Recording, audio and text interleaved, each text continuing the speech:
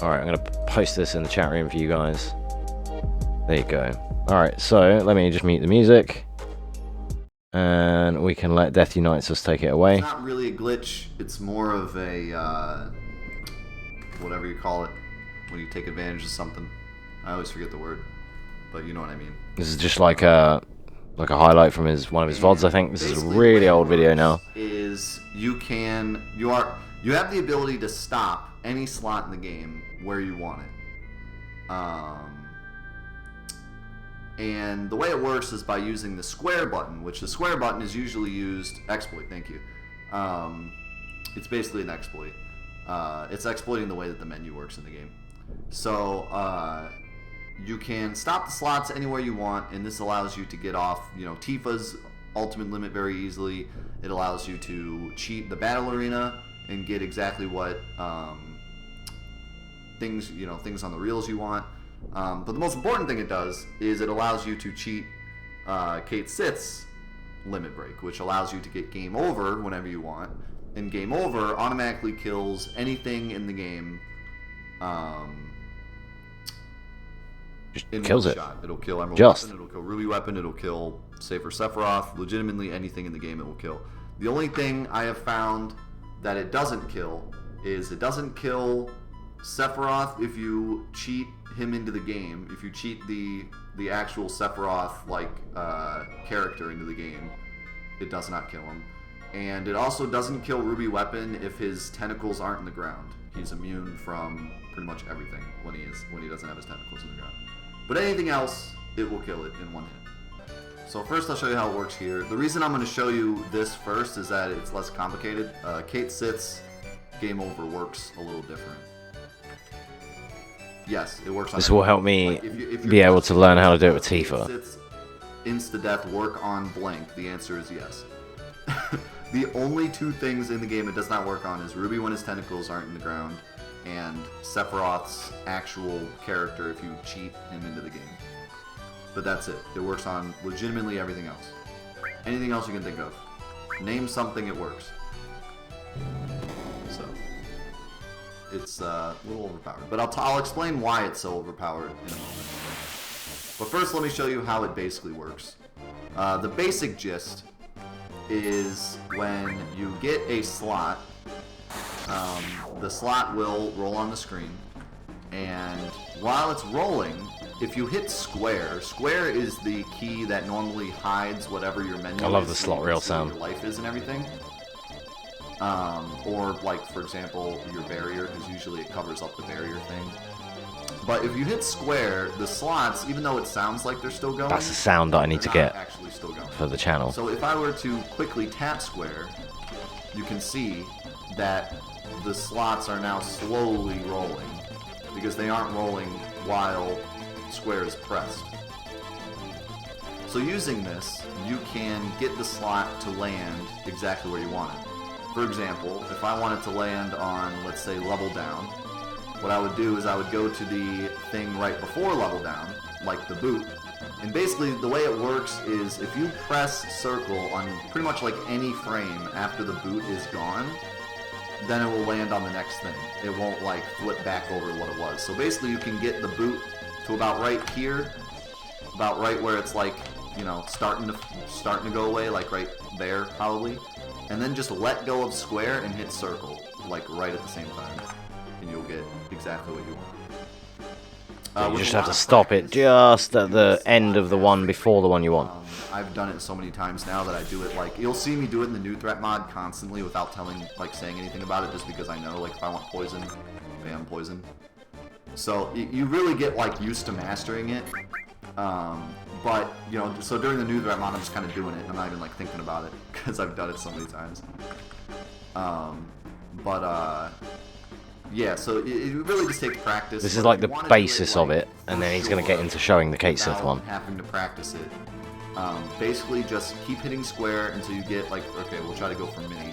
So you'll just hit square until level down is starting to go down, and then just put your finger on circle, let go of square, and hit circle at the same time, like that, and you'll get it every time. So that's a good way to like learn how to do it. So that is how the normal slots work. Now that works for like Tifa's limit break, that part, anything with slots in the game. But there is also Kate Sith's ultimate limit break, and which is what I refuse to use. Slightly differently, so I will explain that. So there's Kate Sith's limit break works is with the speedruns, for example. I'll explain this part because it's relevant. With the speedruns, you have Final Fantasy VII any percent no slots, which is what I like and what I want to learn, which is where the move slots from Kate Sith is banned. You're not allowed to use it. Whereas the any percent slots is allowed. You basically use Kate Sith in every boss fight, and you use this exploit. A lot different. On Sephiroth, on everyone. His limit break works on a very strange system that has been called the Black Flag system. The way the Black Flag system works is basically Kate Sith's ultimate limit break slots has like 6 or 7 different combinations you can get. There's like Lucky Girl, there's like the Toy Box one, there's one that kills your entire party, and then there's Game Over, which kills anything you're fighting. The first thing you want to do this also is always put your ATB to wait, because that way you're not getting hit while you're trying to set it up. So we're going to kill good old Emerald Weapon. So the way that Black Flagging works is they didn't want you to be able to get Game Over, even if you were like a super god at the slots, and you were like so good at the slots you could hit the right key every single time. They wanted to make sure that it was even harder to get it, because it one-shots anything in the whole game. So they wanted to make it nearly impossible to get Game Over. So what they did was they came up with this Black Flag system where, and I believe it goes off your game time. I forget exactly. It's either like your game time or your money count or something like that. Some arbitrary number in the memory. But it'll take that number, and if that number is any random number between, I think it's like 1 and 256, then it won't work.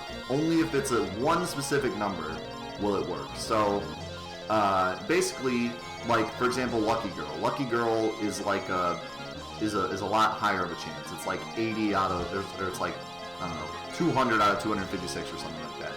So if it'll take that number, and if it's anything 1 through 200, then it'll work. And then if it's 201 to 256, then it doesn't work. But with Game Over, it's 1 in 256. So basically, you have to match up all of the Game Over Kate Sith faces, and you have a 1 in 256 chance that it even works. So that's why Game Over is extremely, extremely rare. So in order to set this up, it's the same way as doing it as the battle arena. Basically, you want to wait until you get to whatever's right before the Kate Sith phase. So for this first slot, I believe it's the Crown. Crown, Bar, Kate Sith. Oh no, okay, so it's Crown, Bar, Kate Sith. So Crown, Bar, Kate Sith. Now you saw I had Kate Sith slowly about to go away, so now we let go of square and hit circle. And there's the first phase. Next phase is Bar, Crown, Face. So we find Bar.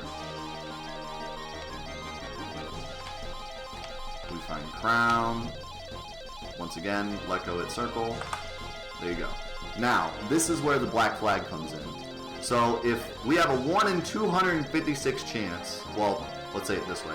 We have a 255 out of 256 chance that when we hit this final face, the game will automatically take it and move it to the next part of the slot. So it's basically impossible to get unless we get really, really lucky.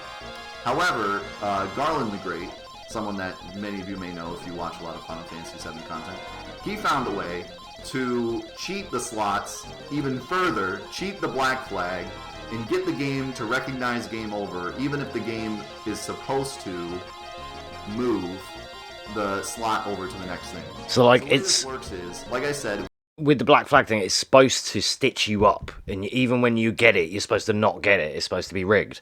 But like, yeah, as he's about to explain, like they've cracked that, and that's what speedrunners do. When we hit this face, it will give me the face, but then it will move it down to the next spot.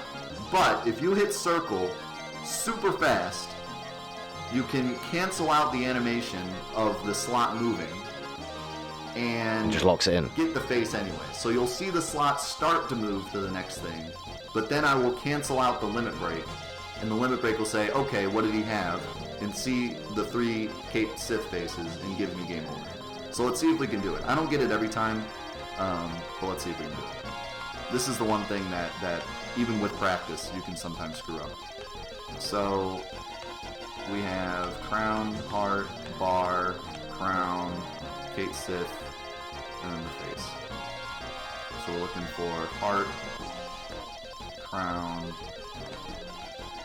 or actually crown, heart, Kate Sith, or bar, Kate, crown, Kate Sith, there we go. Okay, so now we're right before the face.